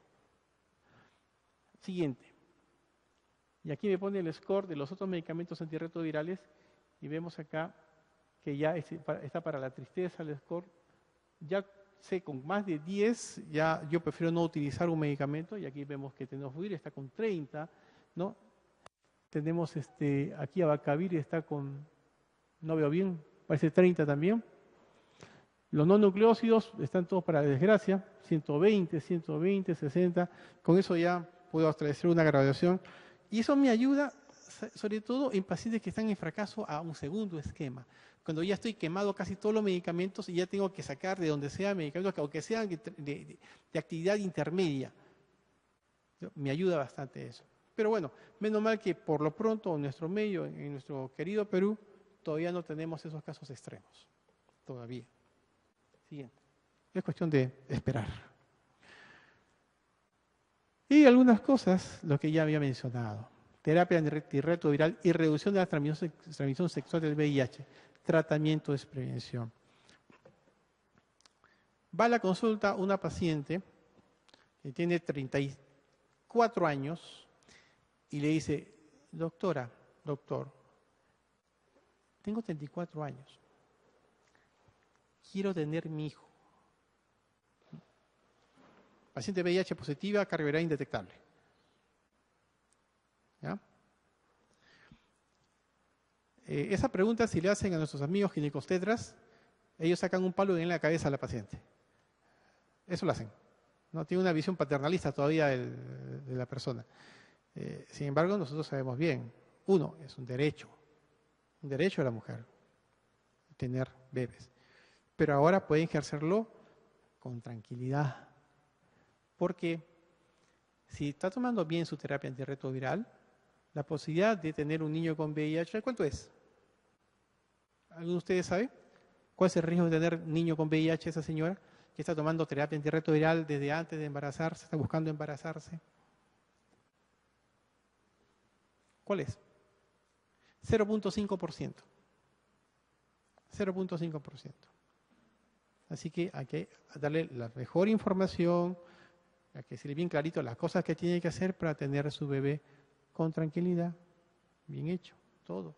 Usted sabe que hay normas de transmisión vertical, para prevención de la transmisión materno-infantil, tenemos que darle, ¿qué cosa le hacemos? Cesárea, ¿sí? Terapia antirretroviral a la señora, su jarabe de sidobudina y a veces con la mibudina al bebé, sidobudina endovenosa a la gestante, a la parturienta ya, o a la mujer que está dando a luz, sus sucedáneos de leche materna, y con todas esas cosas, 0.5%. Y nos vamos por buen camino a nivel Lima. En el Lima estamos menos del 2%. Lamentablemente se atrasa mucha gente, muchas mujeres no van a sus consultas médicas, no van a control prenatal. Es un problema serio. Bueno. Pero dicen, doctor, pero mi pareja, ¿cómo hago con mi pareja? ¿Para que pueda tener conmigo relaciones si no se infecta? Terapia antirretroviral, pues, bien tomada, no va a contagiar a su pareja. Miren, no va a contagiar a su pareja. Claro, si no va a haber sexo con ánimo reproductivo, de todas maneras nosotros decimos condón, sexo con condón. Pero si van a querer tener su bebé, ahí tiene que pues ver los días en que hay mayor fertilidad y da toda la consejería que se da, ¿no? Pero en el caso de una mujer con VIH y su pareja que no lo tiene, es recontra fácil el asunto, con 0 posibilidad de transmisión. Es eyaculación en condón y de ahí colocación del semen en una jeringuita bien lubricada y ya está. Así han nacido varios niños en el Hospital 2 de Mayo. 0 riesgo para la pareja masculina. Al contrario, si él tiene VIH y ella no, ahí sí 100% el tema de la terapia antirretroviral bien tomada y 0 transmisión. Porque indetectable es igual a no infectante. ¿Ya? Ahora, si el paciente toma bien sus pastillas de repente porque va a tomarle la prueba de CD4 carga viral y después se flojea un poco, pues tampoco, ahí no. Hay que trabajar siempre para que la adherencia siempre sea continua durante todo el tiempo. Y bueno, toda esta información que le traigo, todo eso dice lo que les acabo de decir, ¿no? Miren, en el último estudio era pacientes que estaban indetectables, que habían pasado ya más de 6 meses con la carga viral indetectable, que ya había empezado terapia antirretroviral, ¿no? Un componente de la pareja tenía VIH, que estaba tomando sus pastillas, y el otro componente no tenía VIH. Eran tanto parejas homo como parejas hetero. En el seguimiento que se hizo, más o menos 1.232 parejas año, nadie contagió a nadie. Ahora, que se haya confirmado pasaje del virus de la pareja a la otra persona, nadie. Pero sí hubo parejas seronegativas que se volvieron seropositivas, con virus que no eran de su pareja, sino eran de otra persona. Así es el ser humano de complejo. ¿Ya? Pero, y eso se repite, ¿eh? Realmente se repite en varios estudios esta situación, ¿no? Pero el tema es ese, ¿ya? De la terapia antirretroviral puede lograr la indetectabilidad y por lo tanto no contagia a la persona que tiene VIH, su virus, a su pareja sexual. Siguiente. Y eso es importante tanto a nivel de las personas que toman la terapia antirretroviral, en el particular, como eso es sumamente importante a nivel poblacional. Este es otro de los motivos por los cuales se indica terapia a todo el mundo ya, ¿no es cierto? Apenas diagnosticado. Bueno, otros tópicos relacionados a la terapia antirretroviral, ya estamos terminando la ponencia. El manejo multidisciplinario tiene que ser visto por todo un grupo humano que tiene que estar bien adiestrado y compartir la información, porque a veces el paciente dice cosas a la enfermera que no la dijo al médico, o que no lo dijo el psicólogo, y cuando lo dijo el trabajador social, y cuando conversamos en grupo acerca del caso, van surgiendo algunas cositas que nos ayudan a pulir mejor el manejo del paciente. El tema de la herencia, ya hemos conversado, y también el asunto de las interacciones medicamentosas. Hay aplicaciones para celulares que ustedes pueden tener, o páginas web, ¿no? Como la que está de la Universidad de Liverpool, ¿sí? Donde hay interaction checker, sumamente útil y rápido, me da información acerca de tal medicamento, lo puedo utilizar junto con otra cosa, junto con otro fármaco, y eso ayuda en el momento de tomar decisiones en la consulta. Siguiente. Bueno, para complementar la terapia antirretroviral, uso de profilaxis con cotrimoxazol es importante en la gente sintomática por VIH, en estadio C, en el antiguo estadio C llamado así, o estadio SIDA, o que tiene un CD4 por debajo de 200. ¿Ya? Cotrimoxazol, una tableta al día. ¿Qué cosa previene el cotrimoxazol? Neumonía por neumocistis, previene toxoplasmosis, previene también en parte diarreas. Pero básicamente la prevención es para neumocitis y toxoplasma. Isoniazida. Por lo pronto estamos disponiendo de isoniazida, pero entre poco vamos a utilizar isoniazida más rifampicina durante un tiempo que puede ser 2 o 3 meses, ¿no? Para poder reducir la posibilidad de que la persona haga tuberculosis mientras está en terapia antirretroviral. Uso consistente de preservativo. Claro, pues estilo de vida saludables. Cuando se le dice al paciente, tienes que comer sano, él piensa, puedo comer normal. Comer sano es igual a comer normal. Y en el Perú, comer es un deporte de aventura, ¿no? Comemos harta grasita, hartas harinas. El paciente me hace hígado graso. Y yo, ¿por qué estás comiendo tanto? Come menos fideo, come menos pan, baja de peso. No estés como tus médicos, tú tienes que estar figurita, ¿no? Porque tienes que vivir mucho tiempo. Control de peso, ejercicio regular, sus dietas. No fumar, limitar el consumo de alcohol. El paciente con VIH no fuma, le decimos, no fuma. El cigarro es un tremendo cancerígeno. En el paciente con VIH, peor todavía. Está más incrementado. De por sí, la mujer que fuma tiene más riesgo de cáncer cervical. ¿Saben ustedes? ¿Saben eso, no es cierto? ¿No lo saben? Pues ya lo saben. Y la mujer con VIH es peor todavía, más riesgo de hacer cáncer cervical. El varón hasta cáncer de próstata le da el cigarro, ¿no? Con VIH. Así que cigarro cero. Ya, licor. El paciente puede tomar socialmente, no hay ningún problema. Le decimos por vez, puedes tomar tu vaso de cervezas, tu copa de vino o tu cortito. No hay ningún problema. Más allá ya vas a tener inconvenientes, ¿no? Más aún con algunos medicamentos como son los inhibidores de proteasa. Siguiente. Y otra medida de prevención, el manejo de las infecciones de transmisión sexual, que son las grandes facilitadoras para la transmisión del VIH. Hay que hacerlo rápidamente, el manejo de una ITS, si viene un paciente, cualquiera sea su condición VIH o no, rápidamente manejamos la ITS porque si el paciente tiene VIH, además de esa ITS, va a tener una concentración mayor en su zona genital y en sus secreciones de virus y va a ser más factible la transmisión del virus, ¿no? Manejo de las ITS. Vacunas, olvídense de las vacunas. De que yo era chiquito escuchaba de las vacunas para VIH. Nada que ver, no hay vacunas, cero. Microbicidas, malos resultados hasta ahora. Así que no se utilizan microbicidas contra el VIH para prevención. La profilaxis preexposición. Ha habido una serie de trabas, una serie de interpretaciones no muy adecuadas respecto a lo que es profilaxis preexposición. Es tomar medicamentos antirretrovirales, sobre todo la combinación tenofovir entre citabina, desde 2 días antes de tener una reacción de riesgo. Se toma también el mismo día y se toma un día posterior, ¿no? Si la persona toma bien esos medicamentos, es una persona sin VIH, ¿no? Que va a tener riesgo, pues se va a exponer, ya sabe que va a tener un encuentro sexual con alguien que pueda tener VIH. Si la persona toma bien sus medicamentos, realmente no se ha encontrado transmisión, tomándolo bien. Pero, como el ser humano es complejo, ¿no? Hay gente que no toma o lo toma parcialmente. Es lo que sucedió en Iquitos, ¿no? Se abrió el protocolo de investigación, se dio a mucha gente, sobre todo HSH o de alto riesgo en Iquitos, y la transmisión, pues, fue mala. Los resultados fueron malos. Inicialmente se le decía que realmente no funcionaba.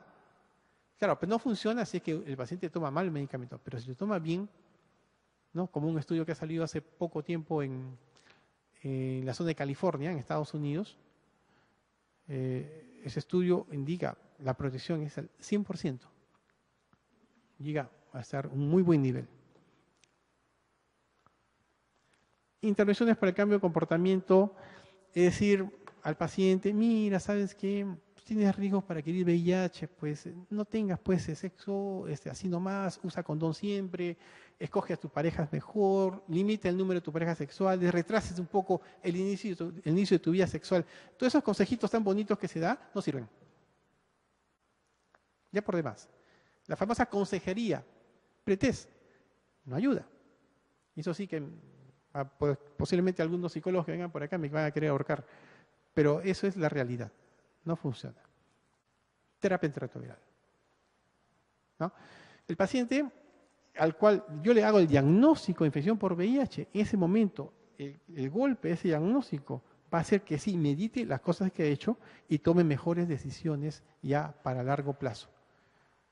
O sea, la consejería post-test sí funciona, post-test positivo. La consejería pre-test no funciona. Por lo tanto, ahora hay que hacer las cosas más fáciles. Ustedes habrán escuchado que para hacer la prueba de VIH hay que hacer primero una consejería, ¿no? Que está establecido de 30 a 40 minutos para hablar con la persona, ¿no? Después te hago la prueba, después regresas para tu resultado. Ahora se busca hazte la prueba. ¿Tu resultado? Ya, ven acá a comenzar con el resultado. Negativo, ya, bacán. Positivo, ya, ven acá, ven al sistema. Empezamos tratamiento, ¿no? Eso es más eficaz. Rinde más en lo que es reducción de riesgo para adquirir VIH o para transmitir VIH. Siguiente. Y ustedes ya conocen el caso de Timothy Brown, la única persona que se ha considerado curada de la infección por VIH. Y no ha sido con medicamentos antirretrovirales, ha sido con una ablación por radioterapia de su médula debido a que estaba con una leucemia, ¿no? Paciente con VIH está en terapia antirretroviral y hace una leucemia. Así que lo que hacen es un primer inicio, un inicial tratamiento, no fue bien, le plantearon un segundo tratamiento con trasplante de médula ósea y se le perdió el foco al médico que no era infectólogo, sino creo que era hematólogo, pasarle una médula que era de una persona sin VIH, lógicamente, pero que tenía, por suerte, falta de los famosos correceptores. Así que la nueva médula que le pusieron al paciente, después de unas semanas, se le hizo la evaluación y se vio que los CD4 del paciente todos eran del trasplantado, del receptor. Y entonces eran naturalmente resistentes al VIH. Y por efecto, en parte de la terapia antirretroviral que el paciente había estado tomando y tenía menos virus, esos pocos virus que tenían no pudieron entrar a otras células y por lo tanto el virus se perdió. Ya son como 10 años que ha pasado de este tema del paciente de Berlín y al pobre hombre le siguen haciendo biopsias de todos sitios, ya debe quedarle poco colon porque de ahí le sacan todo el tiempo biopsias, no le encuentran virus hasta ahorita. Y está sin terapia antirretroviral. Es el primer caso y único por lo pronto de un paciente curado. Entonces se dice, es una prueba de concepto que se puede curar el VIH. Ahora, que hasta ahora no se había podido replicar en otros pacientes, eso sí es un problemita. Pero de todas maneras hay esperanza, como ven ustedes, ¿no? Cuando está gente con este diagnóstico. Y bueno, hasta acá lo que podíamos conversar acerca de la terapia antirretroviral. Si tienen ustedes alguna pregunta, aquí estamos para responderlas. Muchas gracias.